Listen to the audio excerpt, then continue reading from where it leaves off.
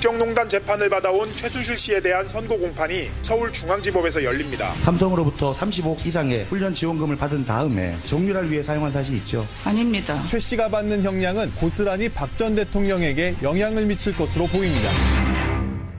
예, 앞서 전해드린 대로 최순실 씨에 대한 1심 선고가 오늘 오전 10시에 열립니다. 재판이 시작된 지 450일 만이고요. 공소장에 적힌 혐의 여러분 기억하세요? 18개입니다. 예. 특검이 요구했던 형량은요. 징역 25년형이었습니다. 벌금도 1,185억 원을 물어라. 이거였죠. 과연 재판부는 오늘 어떤 판결을 내릴까요?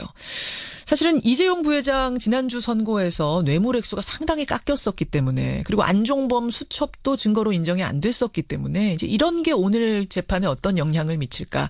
이게 포인트입니다. 이분의 예상을 들어보죠. 판사 출신입니다. 더불어민주당 박범계 의원 연결을 해보겠습니다. 박 의원님 안녕하세요. 네, 반갑습니다. 박 의원님이 오늘 재판의 판사시라면 네네. 최순실 씨한테 얼마나 선고하시겠어요? 김세윤 부장판사 재판부인데요. 예. 최순실과 박근혜 전 대통령 양쪽의 재판을 다 맡고 있어서 국정농단의 이제 본체를 다루는 재판부라고 보면 되겠습니다. 그렇죠. 그런데 이미 김세윤 재판부 22부는 지난번 그 장시호 또 김종 문체부 차관에 대해서 안종범 수석의 이제 업무 수첩 이런 증거 능력을 인정을 했습니다. 그래서 제가 볼 때는 대략은 그 주요 혐의 특히 뇌물수수 삼성으로부터의 뇌물수수 부분에 대해서는 유죄 지난번 김진동 재판부가 했던 것처럼 대략 한 그 말과 관련된 부분들은 다 유죄가 나오지 않을까 그렇게 예측하고 있습니다. 예측. 구형량이 징역 25년형이었거든요. 특검이 요구한 게. 지금 선고형을 지금 물으시는 거죠? 그렇죠. 구형은 이 정도였는데 오늘은 그럼 어느 정도나 인정돼서 어느 정도나 나올 거라 뭐 예측하기 쉬운 건 아닙니다만. 네, 대략 이제 10년 이하로는 못 내려옵니다. 법정형 자체가 특가법 뇌물수수가 징역 10년 이상으로 돼 있기 때문에요. 그렇죠. 그리고 이제 30년까지가 1단계 법정형인데 25년을 이제 구형을 했으니까 특검이 대략 12년에서 15년까지 탄착군이 형성되지 않을까 그렇게 생각합니다. 그 정도로 12에서 15년. 네네. 저는 그 지난주 이재용 부회장 2심 판결 보면서 사실은 두 가지 정도가 지금 좀 걸립니다. 뭐냐면 첫 번째, 지금 안종범 수석의 수첩 증거 능력 장시호 씨의 재판에서는 인정받았으니까 걱정 말라고 하시지만, 네네. 이게 다른 재판인 거잖아요. 뭐 연결이 돼 있기도 하지만 또 어떻게 보면 독립적인 재판이기도 해서 이재용 2심 재판부가 전혀 인정하지 않았습니다. 특검의 사초라고 불릴 정도의 이 증거물이었는데도 인정 안 하는 걸 보면서 최순실 씨 재판에서도 뜻밖의 이런 정말 상상도 못할 일이 벌어지는 건 아닌가. 염려 안 해도 됩니까?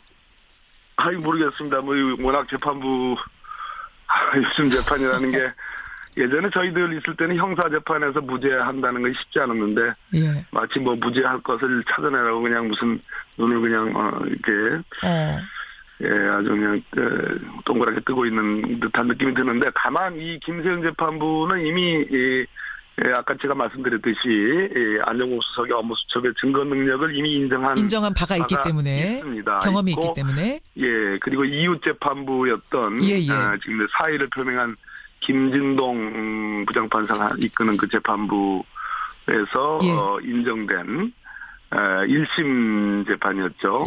그 이재용의 1심 재판. 그것과 괴를 어느 정도 같이 하지 않을까. 그래서 삼성의 그 정유라에게 줬던 그 말과 관련된 부분들은 유죄가 다 나오지 않을까. 다 나오지 않을까. 그렇게 생각을 하고 있습니다. 그 말이 나온 김에. 그럼 지난번에 이재용 재판부, 2심 재판부요. 정영식. 거기는 어쩌면은 다른 재판부에선 다 인정한 안종범 수첩을 거기서만 인정 안 했을까요? 어떻게 그럴 수도 있습니까?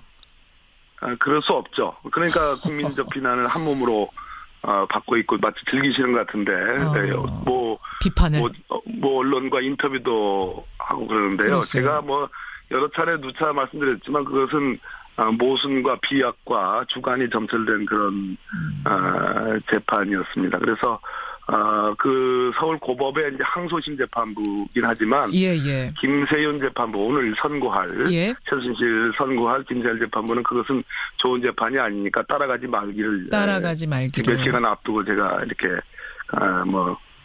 재판부께 충고를 드립니다. 당부를 드립니다. 충고는 아니고요. 최순실 씨 433억 뇌물수수 혐의 받고 있습니다. 이건 어디까지 유죄가 될까 이 부분도 궁금한데 그러니까 이게 지금 아무리 재판부가 독립적으로 판결한다지만 뇌물은 준 사람이 있고 받은 사람이 있는 거잖아요. 정해져 있는 거지 않습니까? 예, 그걸 대항범이라고 합니다. 그렇죠. 주거니 받거니. 예. 그럼 한쪽만 많은 액수가 인정되고 한쪽은 적게 인정되고 이럴 수는 없는 것 같아서요. 물론입니다. 이재용 부회장이 뇌물이 굉장히 적게 2심에서 인정이 됐다면 36억 원 상당히 깎였죠. 그럼 최순실 씨도 같이 깎이는 거 아닌가 받은 액수가. 이건 어떻게 보세요? 네네.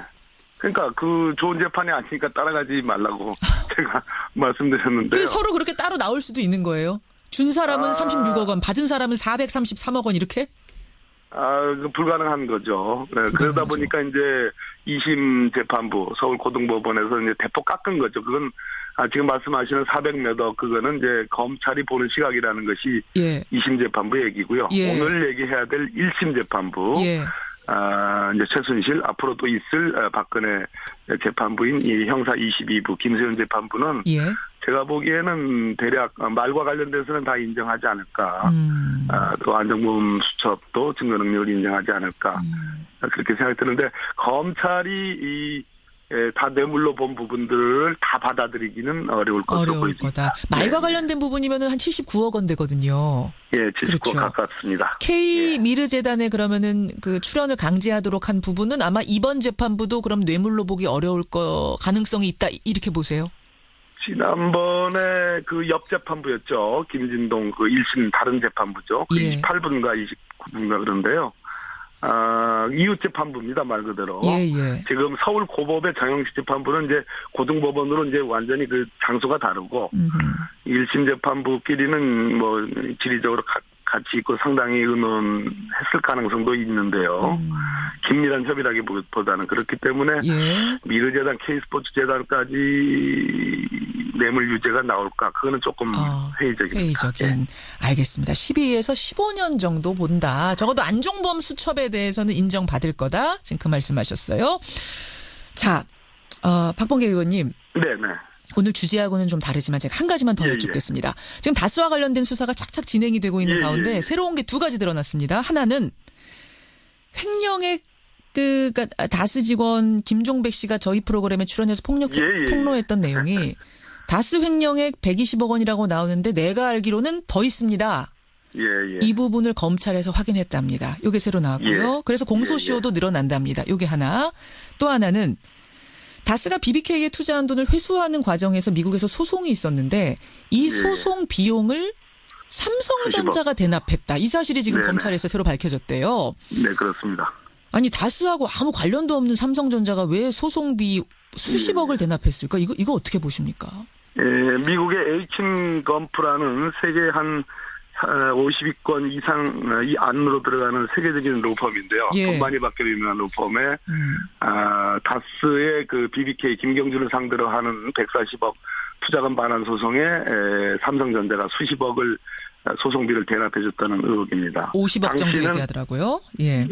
당시는 이건희 회장이 특별 사면을 받아야 되는 그런 현안이 있었습니다. 그래서 현안이 있으면 바로 어떤 조치를 취하는 삼성의 시스템이 그대로 드러나는 건데요. 그 당시 시점이 2009년이니까 이미 이재용 부회장은 삼성전자 전무로 근무를 할 당시이기 때문에 무관하다고 보기 어려울 거라는 생각이 좀 들고요. 물론 지금 초점은 이학수 당시 삼성전자 부회장이었지만 당시는 제가 알기로는 2009년에는 고문으로 내려앉아 있는 걸로 알고 있습니다. 근데 이 시스템을 잘 연구를 해보면 이것이 지금 삼성전자 이재용 부회장에게 무죄가 난 부분, 즉 정형식 서울고법재판부 항소심 재판부에서 소위 포괄적 현안을 부정했지 않습니까? 근데 그런 그 어떤 시스템 그런 논리 구조가 깨질 수도 있다. 그래서 상당히 유관성이 있다. 저는 그렇게 보여집니다. 아니 그리고 다스와 BBK하고 나는 다 상관없다는 게 이명박 대통령의 지금까지 주장이었는데 네네. 만약 50억 원의 소송비를 대납을 해줬다면 삼성전자가 이명박 전 대통령하고 아무 상관도 없는 회사에 대해서 왜 이렇게 대납을 해줬을까가 설명이 안 되는 거죠. 바로 아까 제가 말씀드렸듯이 이건희 회장의 특별 사면이 있었죠. 원포인트 사면이요. 그렇죠. 예.